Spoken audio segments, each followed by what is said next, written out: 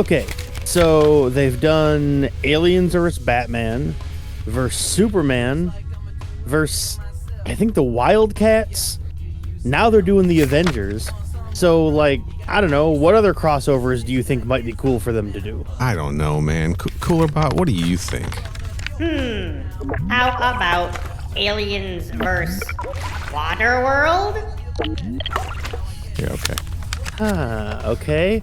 What about, I don't know, Sonic the Xenohog? Oh, that could be fun. What about Archie versus Aliens, huh? Yeah? Aliens vs. Free Willy. Let's see. Oh, I got it. Yeah. Aliens / Hellboy. Oh, that's a good one. Oh, hey, Buffy versus Aliens. Oh, wait. I think they sort of did that. Guys, I've got it. Oh, yeah. Deep Blue Xenomorphs. We're gonna be here all day.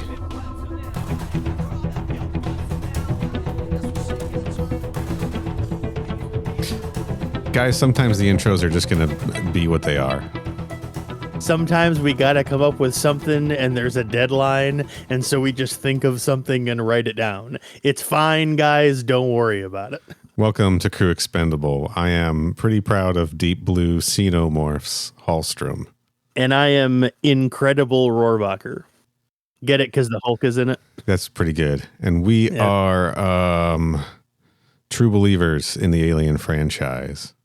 Wow, they whipped that one out. That's a Marvel reference, True Believers. It sure is. Nice work. Damn, I had nothing going into that. I was like, we are Excelsior? No. You know, it's funny because I was even sitting here thinking of I was trying to come up with a pun involving Excelsior, and then you just said it, and I was like, I should have just done that. I shouldn't have tried to get fancy with it. Yeah. Again, so sometimes things are just going to be what they're going to be. In the interest of getting this podcast recorded, edited, and released, sometimes things are just going to be what they're going to be. In the words of Primus, they can't all be zingers. Yes, and also my name is Mud, right? They released a greatest hits album called "They Can't All Be Zingers." So okay, that's why I made it a Primus reference. So I saw something earlier that referenced my name is Mud. So I was like, 2 Primus references in one day. I go most days with 0 Primus references. 0, yeah. Well, I had one last night because I had band practice last night, and our drummer mentioned Primus while talking about something else. Hell yeah. So this is the second day in a row we've referenced Primus. Well, I have. That's anyway. Not true. I saw a TikTok video yesterday where it was just like text, and someone in the text said, somebody just told me that Primus is basically Tool's Wario. All right, yeah, sure. Why not? And I was like, whoa, holy shit. I can't necessarily disagree. It's pretty good. But despite the fact that we very quickly veered off and started talking about Primus, we were talking about Marvel there for a while. And Neil, why are we talking about Marvel again? One final thought. Now everyone listening to this has had Primus references. I wonder how many of them have gone most days without a Primus reference and suddenly turned this podcast on and we're like, damn, I haven't thought about Primus in 2 decades. Right? Yeah, probably. Yeah. Anyway, sorry, you were asking why we're talking about Marvel, right?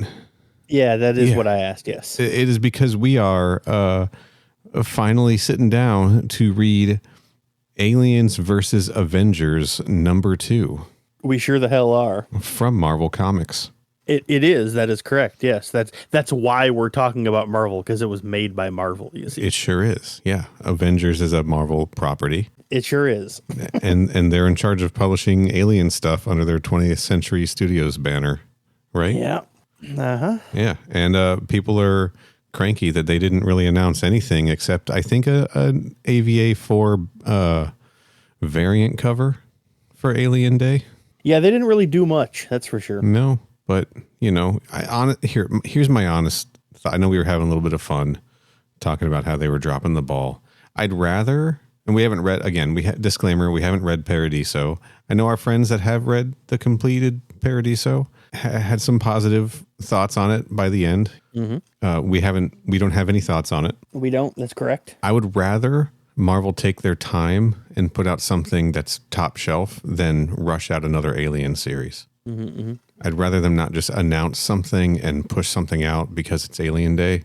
I'd rather they sit back and really think about what's going to make an Alien comic work and really let it cook than just push another book out the door.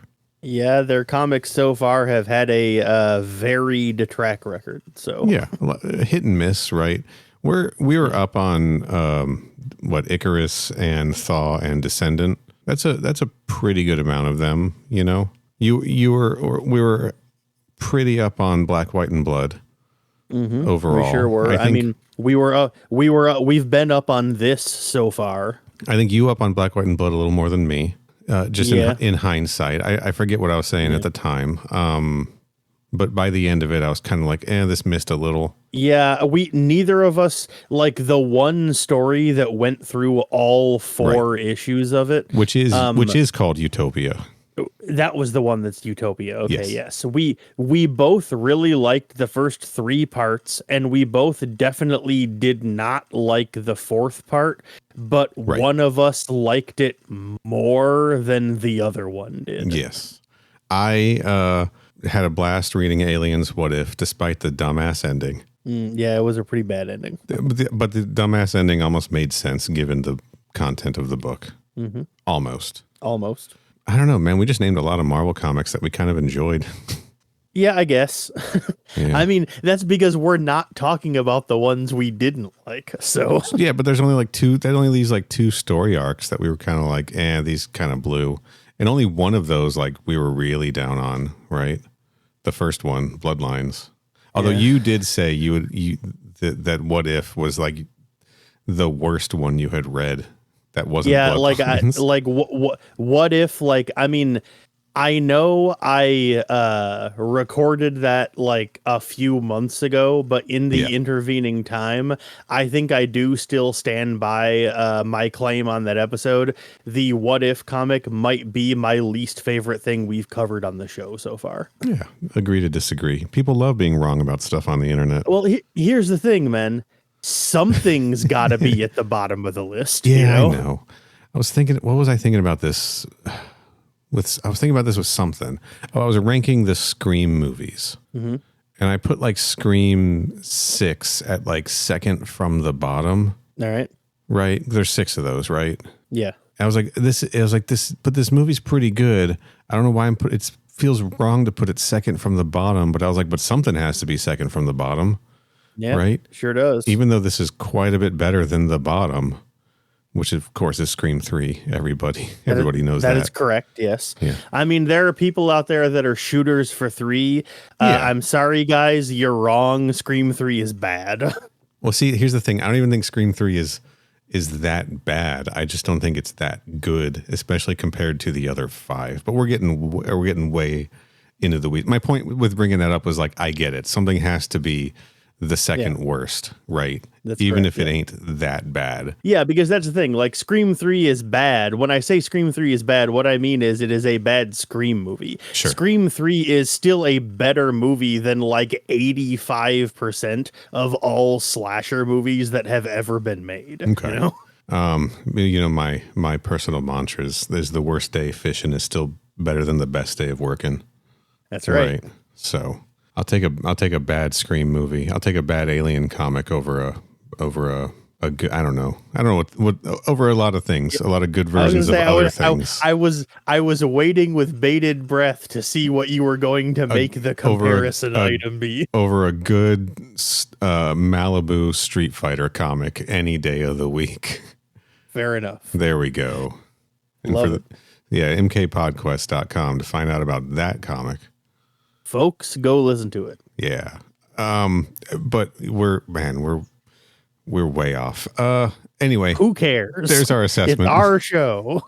There's our assessment of the Marvel books somewhere in there. But then along came a little book called Aliens versus Avengers #1 by Jonathan Hickman. And that thing fucking blew us away, right? Yeah, it sure did. I went into it because it's been a while since the first episode came out. So I will briefly refresh the listeners' brains if they have forgotten. Sure. When they announced this, I was actively angry, and I went into it going, "There's like no way this comic could be good." Yeah. I was like actively upset that they were doing this. And then I read it and it came out and I was like, wow, this might be the best Marvel Alien comic they've made so far. Yeah, man. And I, in rereading it before recording this, not a whole lot happened, right?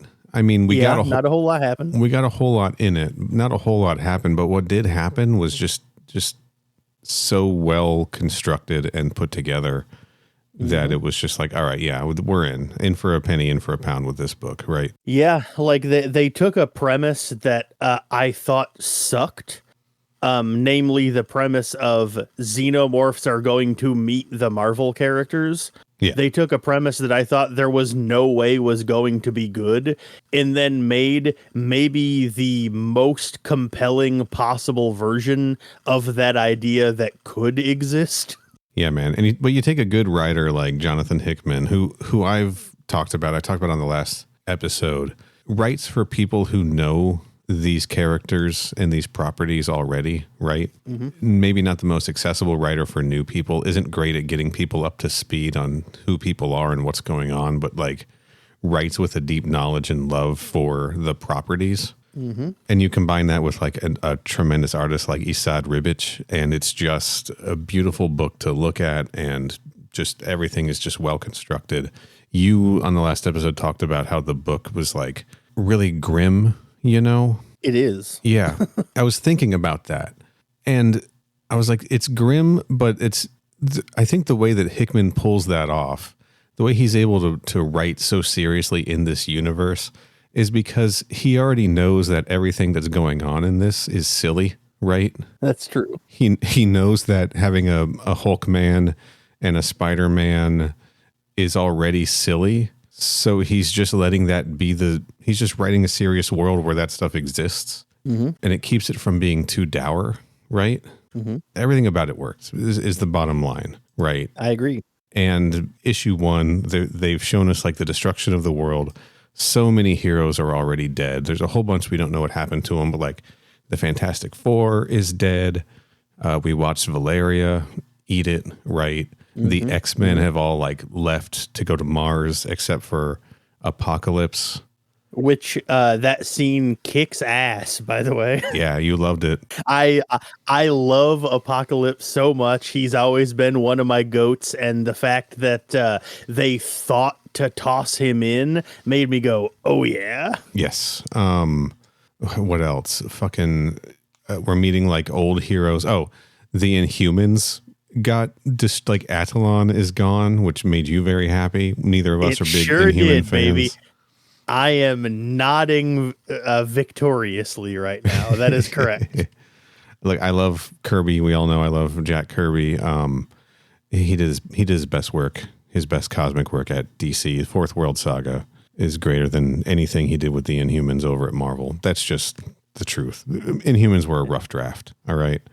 The Inhumans are extremely stupid and bad, and anyone that disagrees can fucking fight me. Inhumans suck. And I mean, if anyone out there does fight me, I'm letting you know right now, you'll probably win, but that does not mean you're correct just because you win the fight. Yeah, it just means you're an asshole, and you're still wrong about correct. The Inhumans.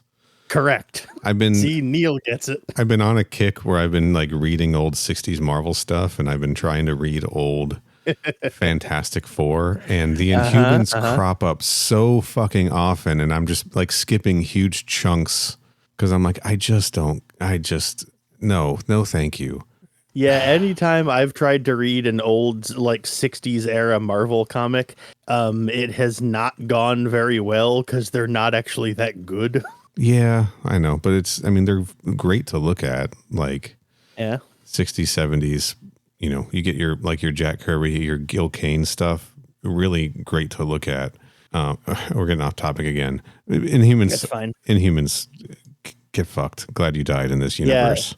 Yeah, they fucking ate it. Like, off screen before the comic even starts, and both Neil and I were like, yes. Do we even want to run down in whatever happened in issue 1, or it's pretty straightforward, right? Like, we probably should. Basically, it's I think it was the Shi'ar. yes. Is that who it was? They somehow came across xenomorphs and were experimenting on them, and basically set up this complicated scheme where they picked a whole bunch of what I believe they refer to as seed worlds or seed planets or Yes. something like that. Yep. And basically what they do is they picked, I believe, a dozen planets and then launched a spaceship at them. And in the spaceship, there are multiple royal eggs with Yes, sir. royal face huggers in them, and multiple, I want to say 4 people in stasis that got put in cryo right before the chest burster came out. Yeah. And so the spaceship crash lands, breaks open. All the eggs are there. They hatch a bunch of queens. The people birth xenomorphs, and then it creates like a whole army that just takes over the entire planet. Unfortunately, one of the planets they did it to is Earth. And so basically almost the entire planet is gone. And the only people that are left are this one city that was built in the middle of the US somewhere, that like all of the remaining like humans and Avengers live in this planet. Everywhere else on the planet is assumed to basically be gone. Yeah. And Yeah, we have Carol Danvers, Bruce Banner, Miles Morales, Valeria Richards, And an old man in a wheelchair and an we old don't guy in know. a wheelchair that we have no idea who it is. Yeah, we don't, because we haven't read issue 2 yet. It's been out for a while. No spoilers. We're going to read it shortly as you listen. And there is also a scene involving T'Challa and his son. Yes. But they are not currently on Earth because the Wakandan Empire is intergalactic in scope now. Yes. Fun detail I remembered when reading this. T'Challa's son in this has like lightning powers. He sure does. He can shoot lightning bolts. Yeah. Which I believe it was Danny, our friend, Next Issue Podcast, told me that the speculation here is that his mother is Storm's son. that he's Storm's son, right? That's fair. Which fair. is pretty rad. That would make sense. Yeah. Anyway, let's see. So- we cut back to this city. Oh, I do want to say real oh. quick, in that Black Panther scene, they like lay waste to the Shi'ar ship, and the last remaining guy they find out is actually a synthetic white. That's correct. He is milky blood and all, and they decapitate him and take his head. They take the head with him. Yeah, I believe T'Challa literally says, "Bring the head" after he cuts the guy's head off. Yeah, I'm sure that's going to come back later. And then after that, Valeria comes back to the city, and everyone meets up to go like fight some xenomorphs that got through or whatever. And then Valeria's like, aha, I have a plan. I know how to solve it. I'm going to create a virus that kills all of the eggs so that they won't be able to survive to like produce more offspring. And then she locks herself into like her room to solve the thing and like figure out how to create the virus. Yes. And then Bruce shows up there later, tries to get in, and then discovers that Valeria is dead because she got impregnated by a facehugger and was not able to create the virus in time. It killed her before she could finish doing it. So she locked herself in, but then Bruce gets mad and tears the door open anyway. We have to talk about this a little bit. Because the way we skipped something, because this was a live read when we did it before. When I was reading this yesterday, rereading it yesterday, I noticed a detail here that fucking floored me. She leaves a message for him on this screen outside the door, right? Where she tells him basically what happened. She's like, I was almost out of the nest, and then I tripped. I was invisible. I was using this technology based on my mother's powers. But I tripped, and suddenly I was swarmed, and something got on me, and I can feel it inside me, and I ran out of time before I could finish my work, and this is locked. Don't come in here. Well, there's like 2 panels, right? Mm-hmm. And you see his fingers on one of the panels, his human fingers, And she's saying, I ran out of time. I can feel it. It's inside me. Oh, God, I'm so sorry. And in the next panel, she's saying, promise you won't open the door, Bruce. And his fingers are still on it, but they're Hulk fingers now. Mm-hmm. And it was just one of my favorite like visual moments from the book.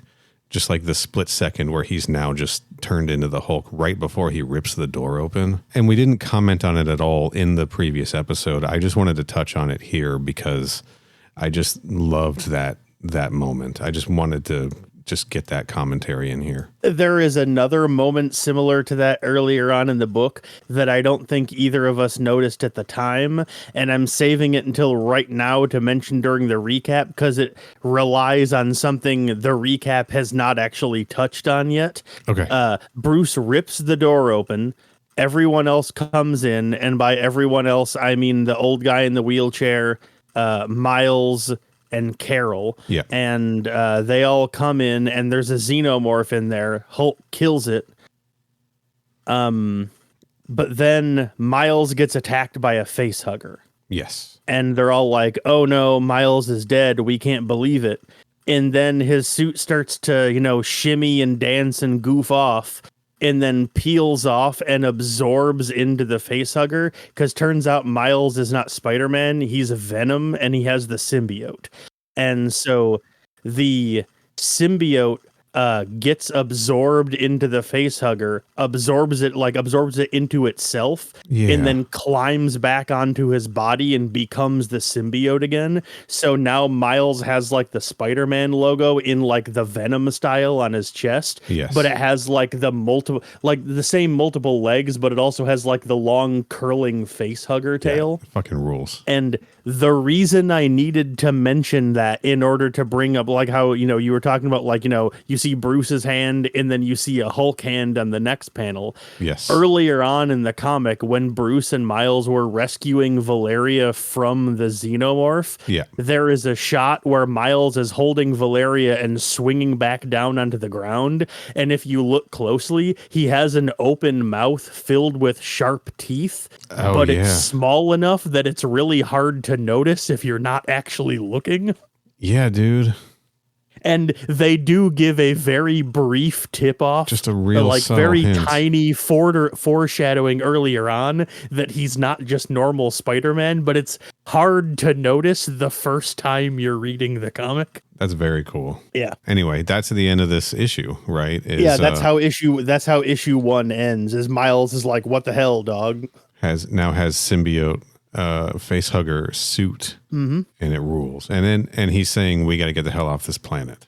Yeah, the old guy in the wheelchair says something to the effect of how they're both parasites, but apparently the symbiote is a more powerful version than the facehugger is. So the symbiote can actually like absorb and kill facehuggers. So yeah, it makes the symbiote says like, we don't like this body, but it will do for now. So it's inhabited the facehugger body. Yeah, it's like it attached itself to the facehugger, and then after they're combined, it attached its combined self to Miles's chest. So now I don't know if that means they're implying he has like symbiote and facehugger powers now, or if it's just like an in-story excuse to have that visual design on his suit now. I have no idea. I guess we'll see, right? To be continued. Because it happened like a page before the comic ended, so they haven't really elaborated on it like at all yet. So yeah, well, we'll find out.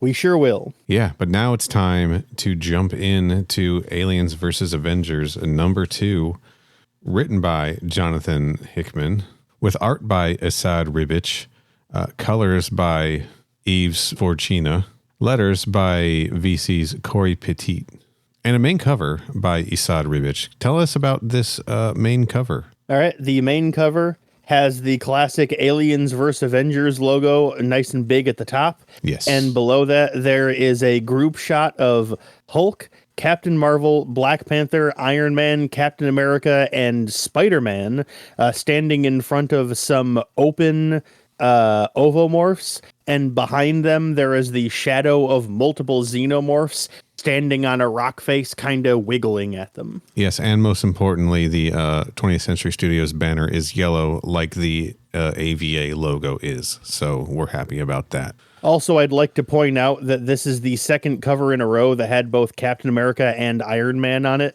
And in the first one, anyway, the two of them are not in that issue. So unless one of them is the old man, we did speculate that maybe Steve Rogers was the old man. That's true. I don't know. We thought for a while maybe it was a Wayland because they showed a building that, to me, looked like it was not necessarily Avengers Tower, but it looked like it was supposed to be something resembling that, but it has the Wayland-Yutani logo on it. Sure. So we did speculate that it was that old guy in the wheelchair was maybe Wayland. Yes. But before we jump into this, we want to remind everyone that we're reading this issue for the first time as we record. We're not reading it to you, YouTube commenters.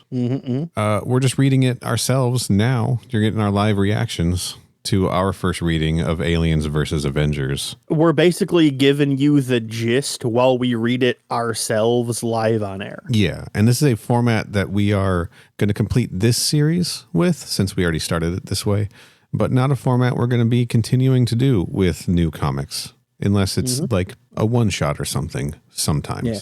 Because it got hard for us to keep up, although now Marvel's kind of gone dark with Alien book announcements. So maybe we have the chance to catch up. Yeah, but hey, we're still it gets free up our schedules to like read books. Yeah. And, right. Other stuff like that. Yeah. Watch Predator movies, maybe. We could. I mean, we've got 2 more coming up, so there's plenty to choose from. Yeah, we'll see. Anyway, let's dive into this bad boy. All right, let's. So first up, we've got a nice in memoriam 2-page spread for John Cassaday. Rest in peace. I like how one of the images they have for him is a classic Captain Britain picture. Hell yeah. Well, Captain Britain Captain Britain has become relevant because of the new Ultimate Universe. Maybe if you're keeping up. That's true. You've got me there. I mean, I'm not, but that is true. You've got me there. But I do some classic Star Wars here. Is some classic Kitty Pryde, right? A lot of X-Men and Captain America on here. And then some Captain Britain, for the Toms of the world, right? That's right. Shout out to Tom. Anyway, moving on. All right. Yeah. We start off in, as the Chiron says, another universe, another time. Looks fucking familiar, doesn't it? All right. Well, what it means is that we're dealing with multiverse shit. We are dealing. Now, that's not just why I mean it looks familiar. This is a. We're still going to call it a bone ship. Is that David? Maybe. Okay, we're looking at like what you see the prequel, the prelude to Alien Covenant, right? The bone ship coming back to the. Yep. I know it's a juggernaut. Don't write in. We call it the Bone Ship on this show because we played Alien Trilogy. The Bone Ship, and we think the name is fun. Coming back to the engineer home world, and the engineers all gathered round and pointing up in the air, and then a man. What looks like maybe David is standing there, but then 2 more come up right behind him, and there's clearly 3 of them. Yes, look at them. And they're all identical. They created all life in this universe, and then that life created us, and now we are this here. Guy is basically, like Neil said, this guy is doing the same shit that David did they told us about in Covenant. They're doing David shit. They're talking like are these multiverse Davids? Yeah, probably. And I didn't even think about that, dude. Fuck, that probably is true. Shit. And they're dropping jars. Like Covenant. Like what I thought was going on was that this was a universe where when that happened, there were 3 of them rather than 1 of them. But you saying that made me go, oh yeah, maybe one of them is like natural to this universe and the other 2 came over from other universes to join him. Fuck, I didn't even think about that. I would think maybe they've already been doing this shit. One's creator would have some higher value, would feel more significant than meeting one's maker. Yeah, basically, like I said, though, they drop the shit. They drop a whole bunch of canisters onto Planet 4, and all of the people just get eaten up by Prometheus goo. It is, and like the weird locust things flying around and destroying them, and it's very and David refers to them as ants. David with an asterisk. I don't know that it's. I mean, this is very David coded. Right. I mean, he's doing what David did, and they haven't given us any names. So unless the comic tells us later his name is something else, I have to assume it's intended to be at least David coded. But I've been asking for some David shit in the Marvel comics. Yeah, and you're getting it, and then now you're trying to say that's not what it is. Well, I don't want to get my hopes up if it's not, and I'm also a little afraid that we are getting some David shit, and you're going to suddenly be like, "Fuck this comic, I don't like it anymore." All right. Fair enough. All right. So, we see like the entire field full of like dead engineer corpses, and then it cuts to what it says 100 years later. 10,000 planets later. And again, a couple of these, there's two of them now, just two of them. And one of them's holding a skull. Yep. One of them's holding a big skull. They're talking about sentimentality. And how they have successfully killed all life in the universe. And this was the last one of them. And they're holding the last life form. Pride then, no, brother, relief. He feels relief for wiping all life from the universe. And then it cuts to 1,000 years later, and then turns out all three of them are still around. So I guess the third one just wasn't in that scene. I thought that might have been what they were crushing. The third one, the last thing they were crushing was like one of them. I don't know. Anyway. Are we sure we truly understand what we're looking at? Tough to check the water, brother, without dipping one's toe in the drink. It seems like they have discovered there are other universes, and so they need to jump into the multiverse and continue their plan. Should not have made a cup of coffee before we sat down to do this, man.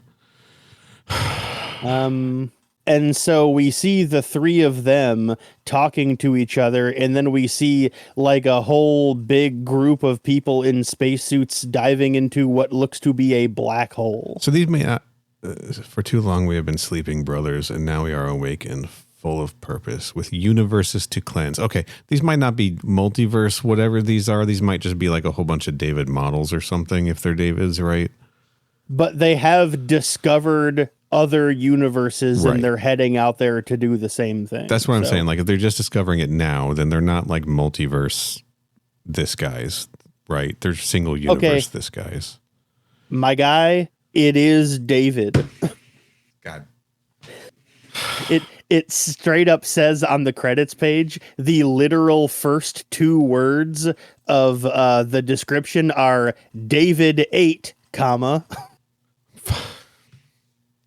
All right. So, yeah, David 8, that's fun. A synthetic design personally by Peter Whalen, has turned on his creators and done what Whalen never could, harnessed a perfect killing machine. Pods of xenomorphs rain down on planets across the multiverse, and now they've invaded Earth. Okay, that's an interesting take on what those... I guess he's dropping pods maybe down the line. Now they've invaded Earth. Well, I mean... It wouldn't necessarily be wrong. That's pods of xenomorphs. That he's describing what happened in the first issue. That's how the first issue started. Like we had thought that the Shi'ar were the one that were doing it, but presumably it wasn't actually them. So that was David 8 disguised as a Shi'ar. Was he the synthetic then? Shit, maybe could be. Hell. That I didn't even think about that, but yeah, that's certainly possible. Fuck. But yeah, anyway, that's what's going on. So, let's all right. We're going to see how this goes. We cut to this universe, Earth, hold on, 20 years ago. I'm going to stay on this credits page. It's not about David. Don't worry. We've had this trend of alien stuff sort of adapting the idea of the plagiaris, right? The plagiaris pretends the enzymes being deposited by the face hugger instead of embryos, right? We've had that in I know in the Alex White novels. That seemed to be the route that's the route that Romulus went. That's ended up being what we discovered in Aliens What If. That's what Carter Burke was trying to pull out. That was our assessment of it. In this, the description of the aliens, it is very clearly they reproduce by implanting their embryos in live hosts where the embryo rapidly matures. So I don't know if I'm just splitting hairs here. That my reading of this sounds like the facehuggers in this are carrying embryos that are being implanted versus enzymes that then cause life to grow, right? This very specifically says implanting their embryos. I just want to point that out as a little bit of a difference in what all of the other stuff we've been reading lately has sort of pointed and watching lately has sort of pointed to. Fair enough. And then David's here apparently. Okay. There's 3 of them apparently. David's 8, like Whoppers Jr. Yes, that is correct. 3 David's 8. Okay. So yeah, we cut to this universe, Earth 20 years ago. No Walters. And None of them are Walters. None of them look like Michael Fassbender. Okay. I mean, that doesn't surprise me. Maybe they didn't get the license to make the character look like him. All right. I'm going to calm down. I didn't really think that was weird, but yeah, we're outside of Avengers Tower and some guy is talking about how he is running the Wayland Corporation and taking over, quote, your little company. And then it pans over and he is talking to the old guy in the wheelchair who we now find out is Tony Stark. Mr. Stark was the old man with things in his head. Okay. And they're pulling the A off the tower. Let's see. He is in a conversation with, one of the Wayland guys that's there to talk to him. Yeah. One of the Wayland guys being one of the fucking Davids. Yes, it is. That's correct. Jesus. And I was trying to hide that on purpose during my narration because in like 6 panels we find that out. So. Oh, well, I'm sorry. He's talking to one of the Davids, and David's like, so like, why the hell did you even like agree to this? We thought it was going to be a hostile takeover. And then he goes, have you ever heard of the phrase playing possum? And the two of them discuss what that means for a while. And then basically Stark tells David, let's see. Do you even have possums in your universe? I like that. And then there's a pause. At first I thought you were just a sociopath, but I thought it was weird the way that Wayland never makes the same mistake more than once. Never repeat a mistake. Your company's... He describes it as a lack of institutional memory, which is a fun phrase. And so let's see. Then he figured out what was going on, like I said, implying that he knows this David is from another universe. Yeah. And so David straight up attacks an old man in a wheelchair. Real quick, I want to rewind a little bit. When they pop this champagne to congratulate things, I like that Tony Stark says, sorry, I don't drink. That's pretty good. I didn't notice that. That's true. He definitely does. I like that. But yeah, David... Tony basically gets David to tell him when the xenomorphs are going to arrive and how long they will have before they all die. And then after David gives him that information, he goes, hey, thanks. And then activates like the Iron Man glove over his hand. And David's like, that's what playing possum means. Nice. And then it cuts to now, and we see David's head has been stuck in like an incubation tank for the last 20 years. That's fucking rad. That's dope as hell. I love this. Yeah, he says the seed of your extinction will arrive in 16 years and 3 months. I would project your survival horizon to last 20 years. And then bam, takes his head off. And so now, yeah, we're 20 years later. Yeah, we're now back at the present of when the comics takes place. Solid plotting, as always. And Carol comes in to see him, and he comes out to tell Carol, Bruce, and Miles, quote, "We're leaving Earth." We've lost. Yeah, we have to think about survival now. And I like how Miles gets offended, and he's like, "Look, I know I was the first one to suggest that, but we're actually going to do it, though. Come on." Yeah. Carol name drops Steve, Nat, and Clint. So as far as they know, last time they checked, they're all still alive. That's fun. Okay. Tony, of course, has been, quote, preparing for this. And then he has the great line, "You think you're standing in a building, but you're not. I'm looking forward to finding out what that's supposed to mean here in a panel or two." I like that the symbiote is like, careful, we can only trust this one so far. The symbiote doesn't trust Tony.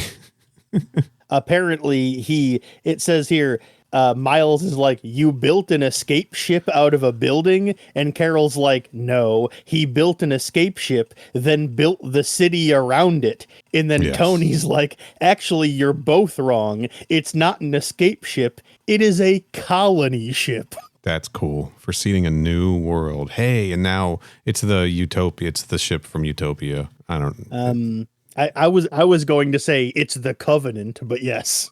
That's a better reference than mine. Because that is what the Covenant was. But well, the Utopia had like all the different sections of like, here's our garden, That's here's true. our water ship, and here's our other thing.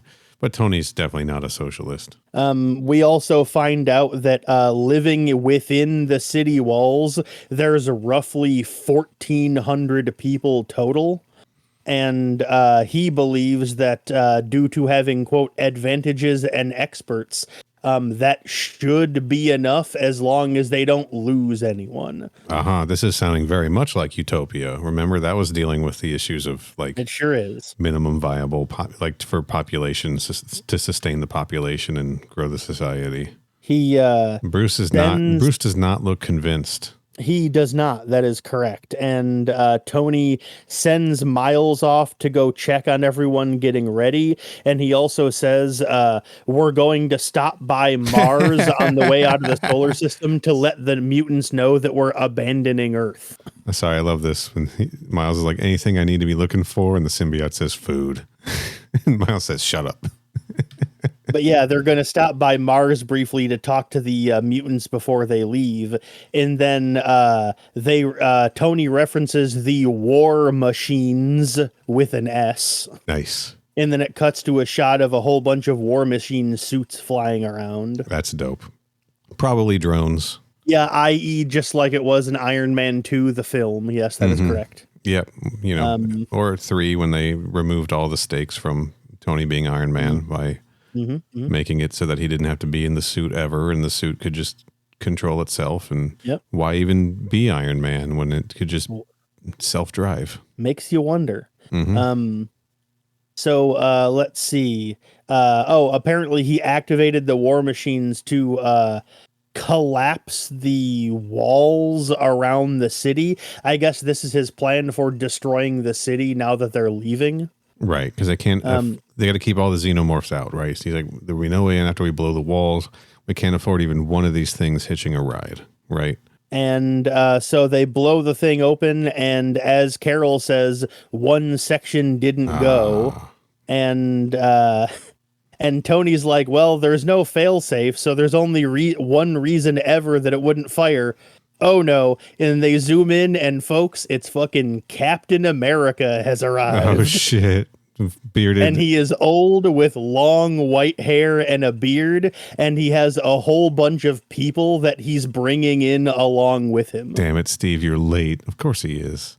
Yeah, as Bruce says, there's hundreds of people, and Carol's like, no one left behind. That's Steve, baby. And he's like, we're lifting off in less than a minute, and they're over a mile away. Man. And Bruce says they have to delay, and Tony's like, we really can't. Yeah.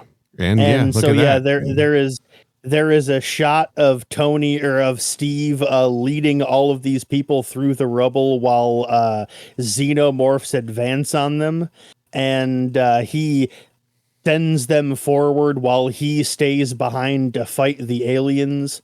And we see him kill 3 xenomorphs, and then Bruce is like, man, fuck this. And runs off to go help Steve. And Tony's like, you cannot do that. Please do not do that. If you go, you will not be able to come with us, and we need you with us. And he's like, can't do it, bro. And then leaves anyway. There's some really good, I'm not going to read it, obviously, because people should be reading this series. Some really good narration from the characters about the xenomorphs, about this being the end of the Avengers. I can't stress how good and how strong the writing is in this. And like I was trying to say earlier, Hickman writes very serious books, but he doesn't write them like overly serious that it like steps into like being like super self-serious, right? He recognizes he's writing superhero books still, you know.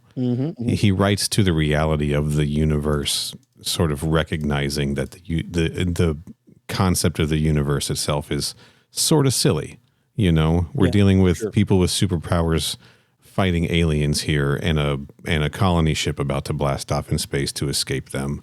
So it just fits. Like, I'll be honest, as you were describing what was going on, I wasn't listening to you because I was reading just this description about this being the end of the Avengers and of America and of the world. And I was just like literally being moved by these silly comic book pages. So, yeah, Hulk crashes down, starts crushing xenomorphs, and we already saw earlier at the end of episode 1 that he is not tough enough to not get injured by their acid blood, but he's still just picking them up and crushing them with his bare hands because he knows that him and Steve are both going to die here. I like that, you know, Tony's like, we need your mind, Bruce, like, we need your mind in order to survive. And Bruce is like, if I don't do this, I'll be a monster. Again, so more of this deep understanding of these characters that Hickman has. I don't know. I love it. I'm such a sucker for this shit, guys. Sorry. Tony once again debates how possible it is to delay the launch, and Carol is like, bro, he knew bringing these people back that he would not be coming with us, and the door right now Holy is shit. open. If we do not launch right now, we do not launch. And so Tony activates the launch, and the colony ship's blasts away, and we see it firing off into the sky while Hulk and Steve begin to get overwhelmed by xenomorphs. Probably the last 2 people on the planet, right? Maybe, yeah. Could be. Battling xenomorphs as this They're colony ship They're going apocalypse mode. That is correct. escapes. Yeah. We cut to the cockpit and we see Tony and Carol and Miles. We see Tony's head just hung, you know. I mean, we know his relationship with the 2 of them, right? I mean, but especially his relationship with Steve, you know. I assume in this universe it's as deep and has been going on as long as it has in every other Marvel universe we've seen them in, right? It's fucking heartbreaking, guys. Look, I should say one more thing. Hey, guys, this new medicine I'm on just has my emotions right at the fucking surface. Then it cuts to what the Chiron says elsewhere, and we see a whole bunch of rubble, like nearby something, and there's a whole bunch of like blasts of light either coming out or going into it. And we see something coming through it, and that something turns out to be a bone ship. A double and then it cuts to bone ship, guys. Inside the bone ship, and there is a whole bunch of engineers standing there staring at this rubble. They're talking to each other, communicating to each other in a language that we do not understand, and a big word flashes up on the screen in their language that then turns into English and is translated as infection. And then it just cuts to a shot of an engineer smirking, and then it says, to be continued. Yeah. This rubble, as you call it, is something. It is, because it's also something that we saw in the beginning of the first issue. So it's not just random rubble. It is something. We just don't know what the significance of it is, as far as I know. Or if we do, I missed it when they described it. I'm going to reopen issue 1 and see. But yeah, I think it's just like right there at the beginning of the issue. Okay, so in the beginning of issue 1, we are seeing on this location, we are seeing the engineered drawings of like the system, like in Prometheus that brought them to Zeta 2 Reticuli. Yeah, they're like pointing at like the image is them pointing at like a pattern of dots in the sky, and then this thing is like a gigantic piece of, machinery or rubble or something that is in the shape of in that shape of the dots. It is. So maybe it's not like a location from Marvel that I should know, or that Marvel fans would know. Maybe it is just this location. Yeah, maybe it's, I assume it's something new to the comic. From this series. But hey, if you recognize it from the history of Marvel Comics, mother at crewexpendable.net. That's right. And hey, we haven't referenced it in a while. While you're doing that, give us your opinion on Duncan Fields and the Earthsavers. Hey, we got to bring them up somehow. Do you think they're going to pop up in Aliens vs. Avengers issue 3 or 4? Okay, if he does, if the Earthsavers show up in this comic, straight up, man, I will give you money. He's not going to show up. He's not going to show up. I feel confident taking that bet. That's correct. I wish, though, we had wagered some kind of money on if David was going to show up in this fucking thing. Because I did not. I would have gotten that wrong. I would have been like, why the fuck would David show up in this comic? Unfucking believable. All right. Okay. Look, I'm going to be real. David showing up threw me for a loop for the rest of this recording. Clearly. All right. Look, I've been asking for this. I've been half joking about it every time, but a part of me has also like wanted it, I don't know that this is how I wanted it, but I shouldn't be complaining that this is how I'm getting it, because I love everything about these 2 issues. I have 0 complaints about this series so far, right?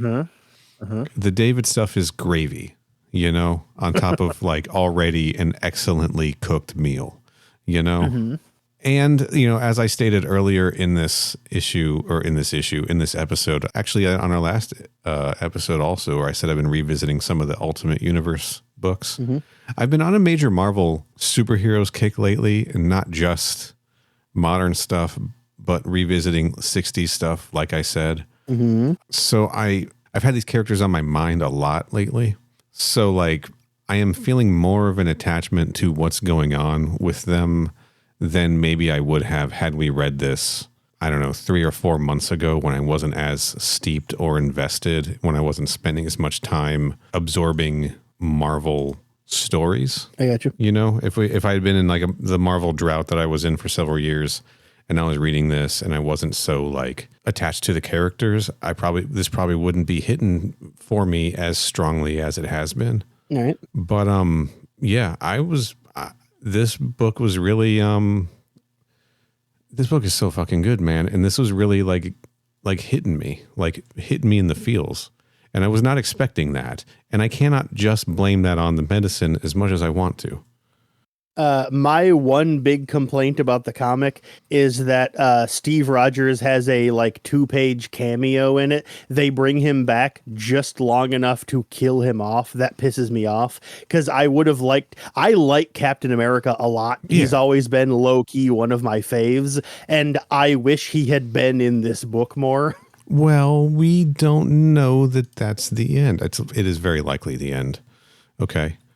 I mean, they blasted off from Earth on a colony ship after destroying the city, intending to never return. So unless Hulk and Cap can figure out a way to get off planet by themselves, I cannot imagine we're going to see them again. But there may be more story to tell on Earth somehow, right? Like, Or, I mean, hell, maybe the comic in like issue 4 or whatever engineers no pun intended, engineers a reason for them to come back to Earth. Who knows? I see what you did there. Thanks. I mean, I didn't even do it on purpose. So, I mean, maybe. I mean, based on the cover of issue 3, which is fully featuring Miles Morales in the symbiote facehugger white suit battling Xenos in space, I think we're going to be focusing on the space mission, but there might be more stuff happening on Earth. I mean, if two people are going to survive this fight, it's going to be Hulk and Captain America, right? that's probably true. Like, they could do it. I don't know that they will, but they could. I don't necessarily know that Steve would be able to survive, but Hulk would probably, I mean, he would definitely go the end mode and for sure probably be the last guy alive. Well, with Hulk's backup, right? Steve has a pretty good shot, you know? Fair. I think. I mean, you know, but yeah, like he's not invulnerable, obviously. But Yeah. but who knows what's going to happen, right? Maybe the blast, no. We didn't see like the afterburner from the city like taking out like the outer ranks of the xenomorphs or anything like that, right? Yeah. But maybe we'll get I don't think so. but we might get a little flashback story because this book has played with, you know, we jump back in time to see David taking over, you know, Stark Tech or whatever. Maybe we'll jump back in time on the next issue and see what Captain America was up to. We'll see his mission, right? Could be. Maybe, and then we'll figure out what happened with Hawkeye and Black Widow, who got name dropped, but we didn't see them either, right? We didn't. Yeah, they only got mentioned in passing as Carol not having heard from them for weeks. Yeah, so maybe we will get a little bit of like just some of these, you know, some of these sort of extra stories or something. I don't know. This is pretty rad though. Good comic. I would continue reading this series based on this issue. So would I, for sure. I don't necessarily know if I like it more than the first issue, but I definitely did not dislike the issue and had a very good time reading it. And it made me go, whoa, a whole lot. Like when David showed up, I was like, whoa. And then when 2 more David showed up, I was like, what the? And then when the engineer showed up at the end, I was like, oh no. I'm getting the sense that this will be the kind of book that would be a good front to back read, like when it's all collected and together, right? I mean, it's working monthly, right? Like these two have been broken up properly. Like, you know, issue 1 ended on a good cliffhanger that makes you want to read issue 2. Issue 2 has ended the same, right? But they are also... Well, I guess it depends on how you feel about engineers, whether it works or not. But yes, continue. I'm thinking more about the ship taking off. I got you. Okay. And Hulk and Cap, you know, their battle, right? The engineer thing is more like the after credits tease. Who the fuck cares? Fair enough. But I have a feeling like if you just read this whole thing like together in a collected edition, it would probably flow really well. And probably, you know, the thing I keep saying about Hickman, where I don't think he catches you up really well. I don't know. I just think it would work really. It probably will work very well as a whole story and would be an accessible thing to hand to somebody and be like, hey, you should check this out. This is a good alien book. And you kind of like superheroes. This will be good for you also, you know? That's fair. Anyway, I don't know if I got anything else to say. This was a shorter issue than the last one. It sure was. It definitely felt like it. For me, kind of just as strong though. Oh, it looks like issue 4 got delayed. Yeah, I think so. Issue 3 came out in February, and it was supposed to come out every other month. However, when issue 3 came out in February, it says here that issue 4, where did it go? Issue 4, its release date is June 18th. Okay, well, we'll cover that one on time. They kept the release schedule, but just missed one of the release dates. So rather than releasing it a little late, they're like, we'll just release it 2 months later. It's fine. They wanted to make sure that we could get to it. That's right. That's what they were waiting for. Any idea where this is going to go from here?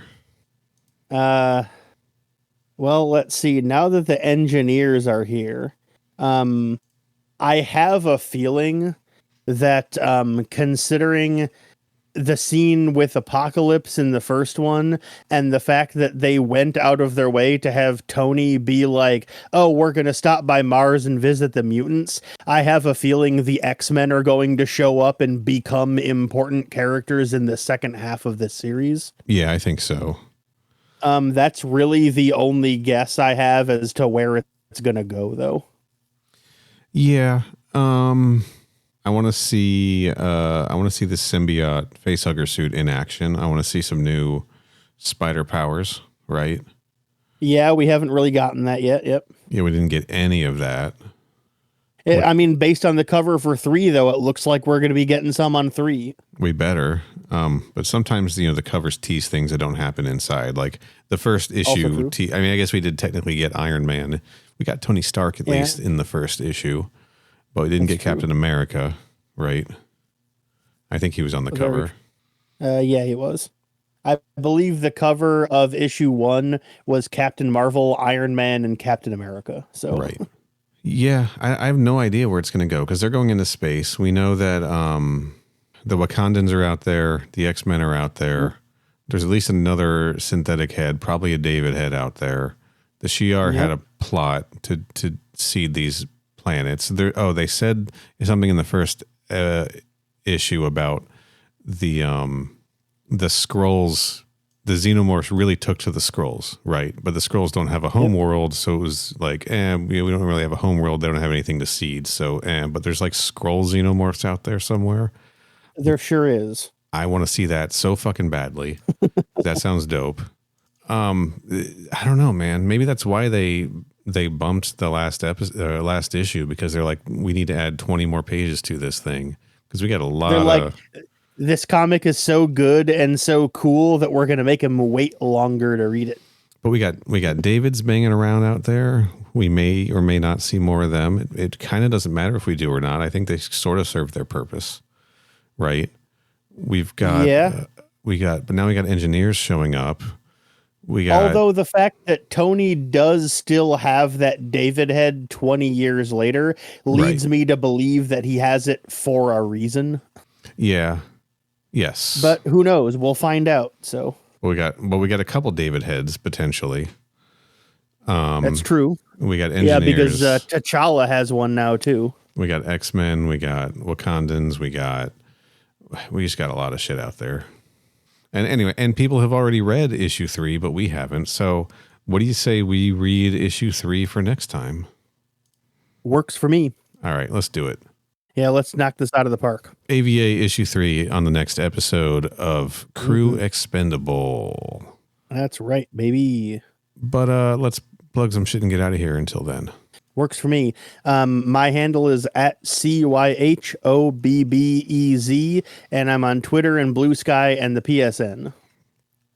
You can find me crying at that scene where Franklin Richards is talking to Spider-Man after Johnny Storm died. But other than that, Threads and Blue Sky and Instagram at Final Neil. Kenny, where can people find the show?